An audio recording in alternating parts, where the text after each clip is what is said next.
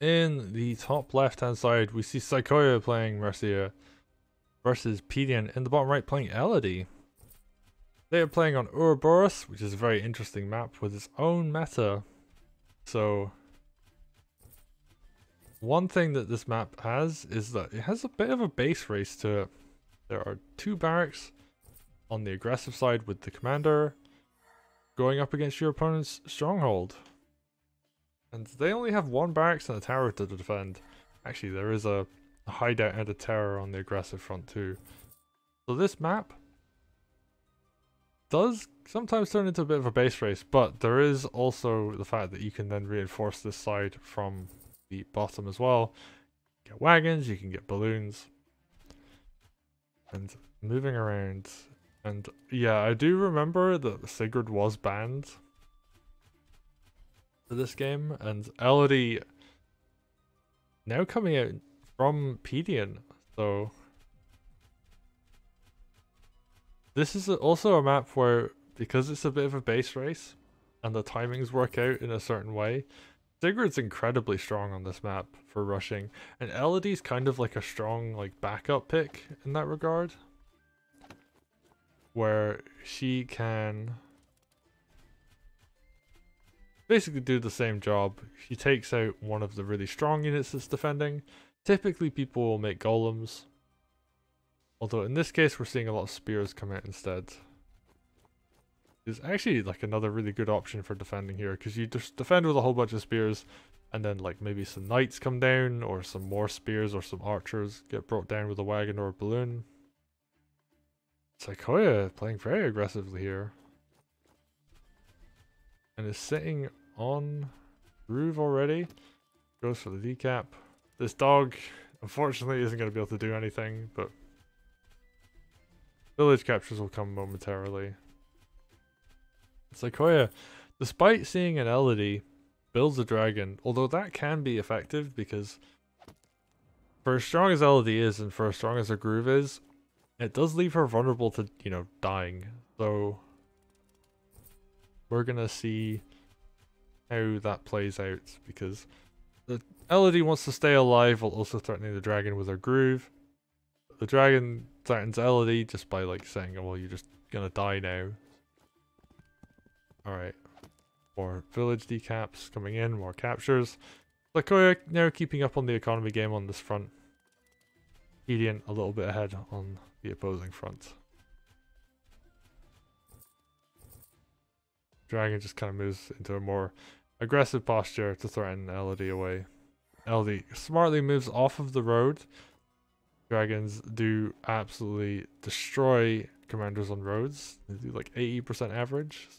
You do not want to be on a road at all when you're near a dragon.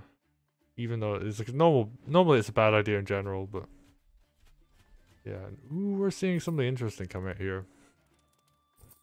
So Mercia opens up a really interesting option with dragons, where you can let your dragon take a hit from a mage or a hit from a witch, and then Mercia just heals it back to full. Ooh, good decapture coming in there. Hits that corner village. Pedient, actually his knight is not in the same position. Ooh, good spear placement though. Although, I think the spear could technically go down. Pedient just kind of playing this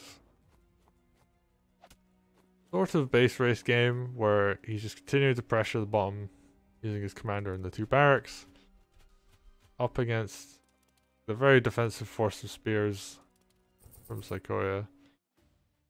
The question is, how is Saikoya going to deal with this? Like, he needs to move some army down to defend this, unless he feels confident about winning up here in a very short amount of time. Oh, we're gonna see. Oh, spear lives on 1%. That's really unfortunate. Not what you want to have happen. And Saikoya is just gonna go for it. He's gonna be very aggressive this turn. Hits the army with those spears. And now it ferries a bunch of archers down to defend. Ooh, my game freezing there for a moment. Alright, what's Pedient gonna do? He can't just really let that stand. He has to do something about these spears. Okay, gets the hit in. And there isn't really a unit to follow up on that, so that spear just kind of gonna live there with 20% health. Ooh, that's a nice hex because it forces Mercia into a position where she wants to burn heal on units that she doesn't really want to use the heal on. Yeah, Pedient has his own dragon. That's a huge threat. I do believe he is up in economy right now. It's still really close. This might actually be... Is it a split map situation? No, he has this village. So he is slightly ahead on economy. But both players still in this. Could go either way. Dragon comes in and hits the golem. Mercia is going to come in and finish it off with the help of the knight. And we're just going to see... Yeah, the dogs, the swords do what they can. Pick up a spear, injure another one. Oh, good use of the wall there. Just allows the archer to hit with minimal retaliation. The knight there hitting the archer, so taking a bit of a beam out of Pedient's engines. That metaphor didn't make any sense, but whatever.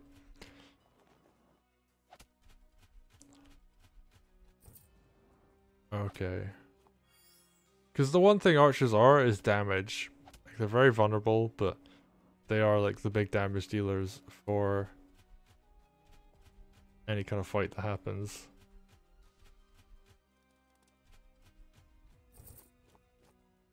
Alright. And here we're going to see the thing I was talking about earlier.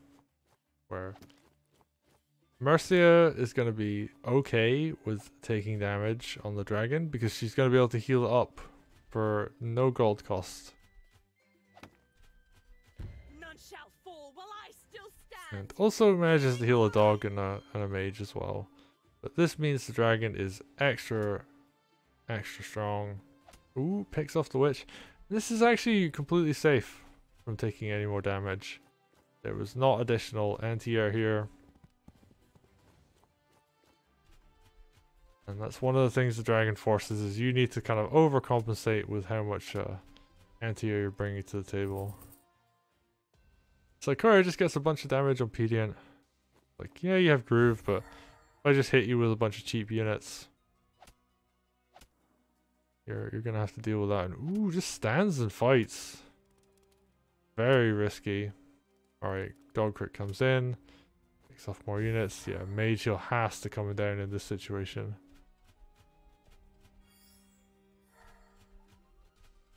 Yeah, just kind of like keeping his army in a position to pressure. But Saikoya has a lot of mobility in this army. Like that balloon opens up a ton of options. The dragon can like slowly make its way back and threaten. There is a witch hex available. Okay, Saikoya just gonna keep pressuring that front. Archers doing damage. Ooh, nice maneuver. Opens up this forest for another unit to attack from. We're not actually gonna see anything come out of that. Okay, good hex. And the dragon kind of just moves into a safe position. Because one thing Elodie could potentially do is nab this the mage or the witch and hit the dragon with it. Actually, I think because of that flagstone tile, it's safe. And right, Saikoya is just pushing up on this north front. A very strong position. I think he's still a little bit behind on economy, but Pedient hasn't been trading as well with his army. That's really beginning to show. Ooh, but he is getting a very good turn here. Does a lot of damage. All of his units able to kill stuff. But he just doesn't have enough anti-air at this northern side. The dragon just continuing to like chomp on units.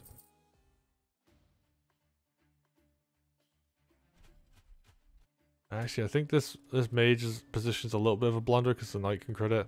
Oh, but the knight comes back. And are we going to see a surround come out here? We may very well do. Hits the sword in melee range. Okay. And yeah, this army from Pedient has been absolutely crushed. And And we're just gonna see Saikoya now move back. Says, cool, you know, I have pressure on your stronghold. Might not be able to crack it. So I'm just gonna surround your commander instead. And Pedient kind of just has to walk back. He doesn't really even have a good heal option from that tile. Like, he has to drop a mage heal on himself. But even then, I think Elodie's really vulnerable to dying because there is a night crit that could come down on her, along with a bunch of other things. And yeah, we're just gonna see archers, we're gonna see witch hex. Yeah, she's very dead. His sword's gonna go down. Gonna pick off that sword. We're gonna see. Oh, actually, doesn't even need the light. Just uses the dragons and Mercia. It's like, oh yeah, wow, that's a very, very convincing number at the end. Able to trade much better in those fights across the entire game. And Pedient had the economic leads. I'd be very interested in seeing the charts from this. Probably get those up actually before sets, which I think I'll do in future. But able to just take better trades.